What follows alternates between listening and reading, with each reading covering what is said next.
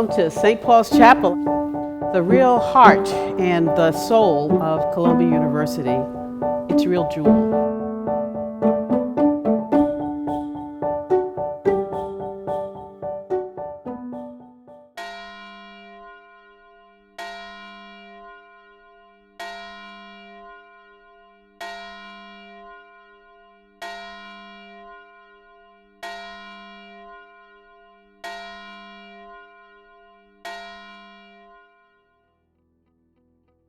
As stewards of the university's extraordinary campus, Facilities and Operations is charged with ensuring that the campus, the physical space of the campus, meets the needs of the university community. And St. Paul's Chapel, as one of the key buildings of the campus, posed a very important project for us to undertake.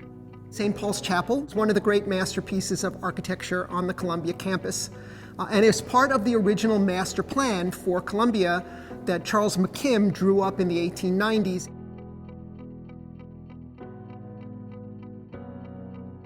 The exterior is quite beautiful and actually quite colorful, not only the yellow marble, but there is green tile on the roof and is very, very dramatic on the campus. But what is really exceptional about the building is the interior. And the interior is unlike any other religious structure that was designed in the early 20th century. You couldn't plug it into being Gothic or Renaissance or Romanesque or any other style, yet the building was so perfect the way it was that it had such style to it. And so ever since then, it's really been seen as a masterpiece. The building itself is really special to the campus. It is one of the non-McKim Mead and White buildings, and it's one of the 3 New York City landmarks we had.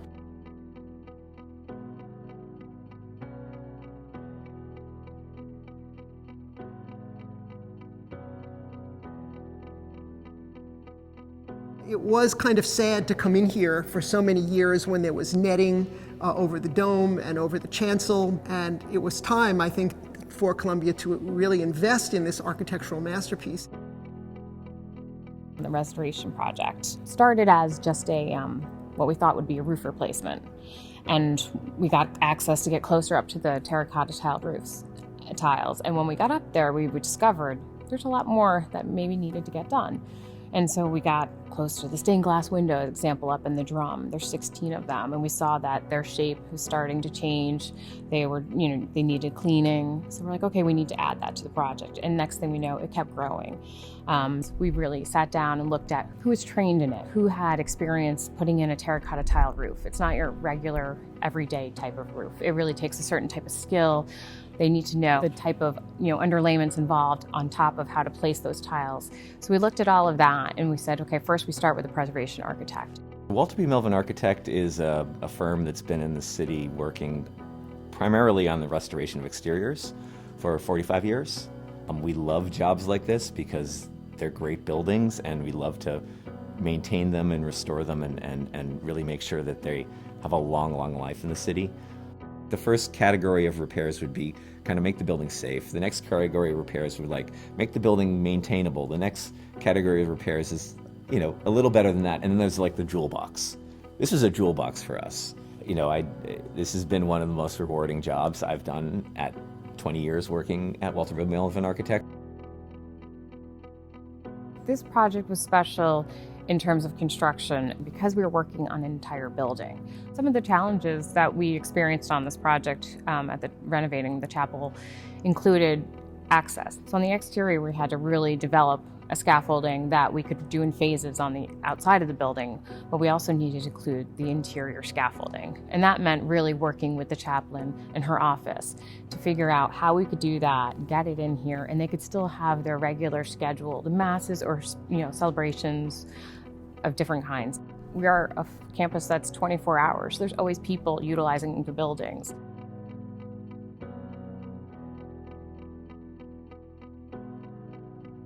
It was critical on this job to really get a good understanding of the actual condition of the building. And what that meant is really a very comprehensive survey of all areas of the exterior, and then also the interior of the domes. And so that survey process was basically making sure that we had really accurate drawings of the entire building, a series of digestible survey areas and survey drawings with a catalog of conditions that might be observed, and then going through and documenting exactly what the conditions were that existed and sounding where we needed to, really get hands up close. We want to be respectful of the original material. We want to maintain as much of the original material as we possibly can. In order to survey the Guastavino tiles in the interior of the building, we had to physically touch every single tile. And we also had to draw every tile in advance of touching them. Our entire team met on site one day to go through how the survey was going to happen. This is how we sound, this is what we're looking for, and to figure out the profiled mortar, you can't really tap on that or you're going to actually damage it. So we came up with a system of, running our hands across it so that we were touching every joint. By the time we did the drawing, then we were able to go in and actually survey for conditions, because in the Guastavino vault, the mortar is raised, so you'll see that it's just missing. But with the tiles, you actually have to physically touch each one with your hand and then tap it with a mallet, and then if it has a hollow noise or if it vibrates, then you'll know that it's debonded from the plaster behind. One of the most beautiful features of this building are the stained glass windows. A lot of work went into the restoration, went into these windows, especially the windows around the drum. The windows that we worked on at the chapel are the windows in what's an area called the drum, which is up at the top of the building, and sometimes referred to as clerestory windows. And they were in bad shape. They were deflected, which means they were bent and bending out of their straight plane. A lot of the wording and the dates that were applied to the window were applied with a glass paint that gets fired, and this was all coming off. We call that fragile paint. We did a lot of processes that will extend the life of these windows. The glass will virtually last forever. It's the structure around it that tends to deteriorate. And instead of just attacking the symptoms, we remove the forces that make these windows fail. We try not to make windows as good as new. We try to make windows as good as old. And that's what I think we achieved at St. Paul's. In recognition of this project's outstanding work to preserve the architectural heritage of the city, we are very proud to have received 2 awards on that front. One from the Victorian Preservation Society and the other from the Landmarks Conservancy, the Lucy G. Moses Award. And the Lucy G. Moses Award is considered the Oscar of preservation awards, and it's quite an honor to have received that on behalf of the university. The role of the archives in this renovation was very significant because they had so much information. It was unusual to have not only the drawings originally, but the correspondence between the contractor, the architect, colors. They talked about the colors of the tile. They talked about the materials. They talked about everything, and you never get to see letters, especially something from 100 years ago. We don't get that kind of information hardly ever, if ever, on some of our projects. Considering the age of this building and when it was built, the documentation that we had for it was amazing. So we had written specifications of what they proposed to use, and not just the specifications, but then the edits of the specifications. So having that kind of documentation was amazing. There was a great opportunity to have our graduate school, which is literally next to St. Paul's, get involved, have them get close and up close to look at the buildings. Because I remember when I was a grad student at preservation school, having this kind of experience was very rare. And when you do, you really understand how buildings are put together, why it's important, and why we have to preserve it. It's been very important for me that we care for our own building, and we've done a tremendous amount of renovation. And it's been great for our student to be able to see, how that restoration happens hands-on, and be able to visit the site with the direct access right here to to basically a conservation construction site. So that's been very exciting. It was a great opportunity to really just come here and have a hands-on experience myself instead of just observing, and really learn more about the whole process and what that entails and how long it is to actually complete, and from the cleaning to the actual taking out the glass and then putting it back and learning how they do it with forms. I just find the whole process, the technical side of it, very interesting.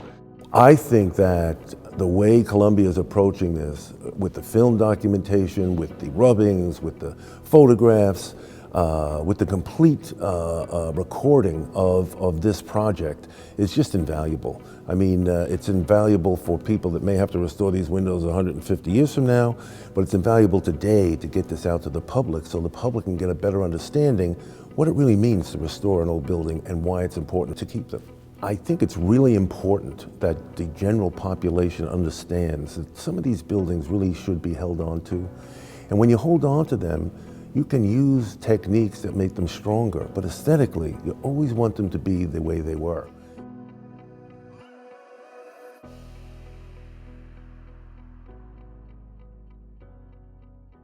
When you do a restoration project, you want to come in and you want to do your work and walk away as if you never touched it, in a good way. You want that to feel natural and like it's always existed that way. It was thrilling to see the building when the scaffolding came down and the netting wasn't there, and much of the brickwork had been cleaned, and the place really glowed in much the way that Stokes had intended it to. I think this is Stokes' masterpiece, and he thought so too, which is why he asked to have his and his wife's ashes placed in the building. St. Paul's Chapel is often cited as one of the most treasured buildings on the university campus, and I truly believe that through the perseverance and diligence of the restoration team, St. Paul's Chapel will be cherished for many, many years to come. After the renovation was all done, I must say that not only were my eyes filled with tears, but my heart was full. The renovation was both big and small. The renovation was complete. The gratitude I feel in my heart is without comparison.